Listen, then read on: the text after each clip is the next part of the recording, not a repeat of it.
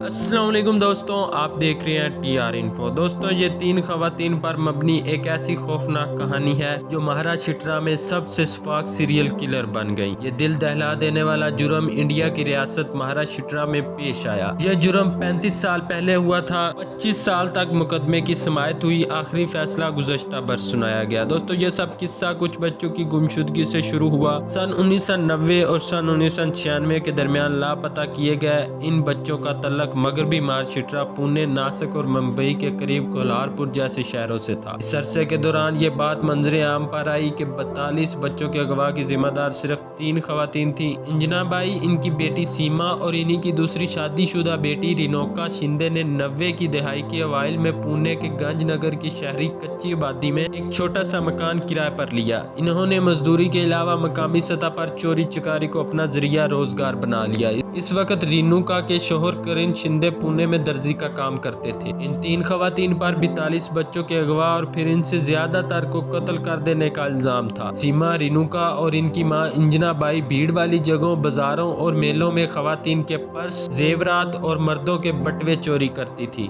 سن 1990 میں ایک بار رینوکا نے ایک بھیڑ والی جگہ پر ایک خاتون کا پرس چھین لیا، لیکن وہاں کے لوگوں نے انہیں رنگے ہاتھوں پکڑ لیا۔ اس وقت ان کا 2 برس کا بیٹا ان کے ساتھ تھا۔ جب لوگوں نے انہیں پکڑ لیا تو رینوکا اپنے بچے کو کچھ دور لے گئی۔ انہوں نے کہا، میں نے کبھی چوری نہیں کی، یہ میرا بچہ ہے، میں کیسے چوری کر سکتی ہوں؟ انہوں نے رو دھو کر خود کو بھیڑ سے بچا لیا۔ انہوں نے یہ کہانی اپنی ماں اور بہن کو سنائی۔ یہ سن کر وہ تینوں خوش ہوئی کہ انہوں نے چوری کرنے کا ایک نیا اور قدرے محفوظ طریقہ ڈھونڈ نکالا ہے۔ اس کے بعد انہوں نے بہت سے بچوں کو اغوا کرنا شروع کیا، جس میں اسٹریٹ چلڈرن، بھکاریوں کے بچے اور دیگر بے سہارا بچے شامل تھے۔ ان تینوں نے پھر ان بچوں کو مختلف شہروں میں استعمال کرنا شروع کر دیا، مندروں کے تہواروں اور ایسی جگہوں پر جہاں لوگ بڑی تعداد میں جمع ہوتے ہیں۔ وہ بچوں کو چوری کے لیے استعمال کرتی تھی۔ بچے والی عورت پر کوئی یہ شک نہیں کرتا کہ وہ چور ہو سکتی ہے۔ اس کا فائدہ اٹھاتے ہوئے انجنا بائی اور ان کے 2 بیٹیوں نے چوری کو اپنا کاروبار بنا لیا۔ ایک بار انجنا بائی اپنی بیٹیوں کے ساتھ چوری کرنے گئی، پھر وہ ایک آدمی کے 1.5 برس کے بچے کو بھی اپنے ساتھ لے آئی۔ بعد میں جب وہ اس بچے کے ساتھ چوری کرنے گئی تو عوام نے سیما کو زیورات چوری کرتے ہوئے پکڑ لیا۔ بھیڑ میں موجود خواتین نے سیما کو پیٹنا شروع کر دیا۔ انجنا بائی، جو ایک بچے کو اپنی باہوں میں پکڑے ہوئے تھی، بھیڑ کی توجہ ہٹانے کے لیے بچے کو دور زمین پر پھینک دیا۔ تکلیف سے بچہ زور زور سے رونے لگا۔ اس کے بعد سیما نے روتے ہوئے بھیڑ کے سامنے قسم کھائی کہ انہوں نے کوئی چوری نہیں کی۔ اس کے بعد انہوں نے وہاں مجمع سے معافی مانگنے کی التجا کی، جس پر ہجوم نے انہیں پولیس کے حوالے کرنے کی کوشش کی، لیکن پھر لوگوں نے انہیں وہاں سے چلے جانے کی اجازت دے دی۔ بعد میں یہ تینوں خواتین گاؤں چھوڑنے کے لیے بس اسٹاپ پر پہنچی، لیکن بچہ درد سے رو رہا تھا۔ انہیں بچے کے زخموں کی کوئی فکر نہیں تھی، کیونکہ وہ اس علاقے سے فرار ہونے کی جلدی میں تھی۔ اب بچے کو زخمی حالت میں لے جانا بھی خطرناک تھا۔ وہ مسلسل رو رہا تھا، یہ سمجھتے ہوئے کہ لڑکے کی حالت پریشانی پیدا کرے گی۔ انجنا بائی نے بچے کا سر زور سے بجلی کے کھمبے سے دے مارا۔ سر پر ایک اور زوردار چوٹ لگنے سے بچہ مر گیا۔ پھر انہوں نے لاش کو وہیں دفن کر دیا اور تینوں فرار ہو گئے۔ 1.5 سالہ بچے کو بہت آسانی سے قتل کرنے کے بعد تینوں وہاں سے نکلنے میں کامیاب ہوگی۔ اس کے بعد انہوں نے ایک نیا منصوبہ تیار کیا۔ چوری میں استعمال ہونے والے بچوں کو معمول کے مطابق اس طرح بے رحمی سے مقصد پورا ہو جانے کے بعد مار دیا جاتا۔ تینوں خواتین جب بھی عوام کے گھیرے میں آ جاتی تو وہ بچوں کو گالی دینا اور بھلا بھلا کہنا شروع کر دیتی۔ رینوکا اور سیما اپنے جیسے غریب گھرانوں کے بچوں کی جاسوسی کرتی اور انہیں اغوا کرتی تھی۔ ان کا ہدف شہر کی کچی آبادیوں میں گھومتے بے بس بچے تھے۔ یہ اغوا اور قتل کا سلسلہ 6 برس تک جاری رہا۔ اس سنگین جرم کی جڑ تک پہنچنے میں تفتیش کاروں کو کئی برس لگ گئے۔ بالآخر عدالت میں یہ ثابت ہو گیا کہ 13 بچوں کو اغوا کیا گیا اور ان میں سے کم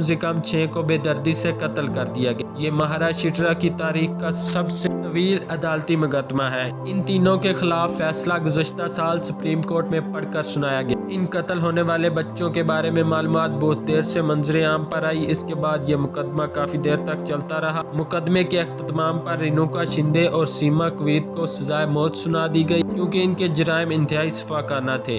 और इनकी मिसाल नहीं मिलती। ये केस पहली बार सन 1996 में सामने आया था। इसके बाद दोनों बहनों अंजना बाई और किरण शिंदे को गिरफ्तार कर लिया गया, लेकिन अदालत में केस की समाअत होने से पहले ही अंजना बाई की पुलिस हिरासत में मौत हो गई, जिसकी वजह से रेणुका और सीमा के खिलाफ मुकदमा दर्ज करके तफ्तीश जारी रखी गई। किरण शिंदे को वादा माफ गवाह बनने की वजह से रहाई मिल गई। हतमी फैसले के बाद मुजरमों की फांसी में भी ताखीर हुई, जिसके बाद सुप्रीम कोर्ट को सजाए मौत को मंसूख करना पड़ा।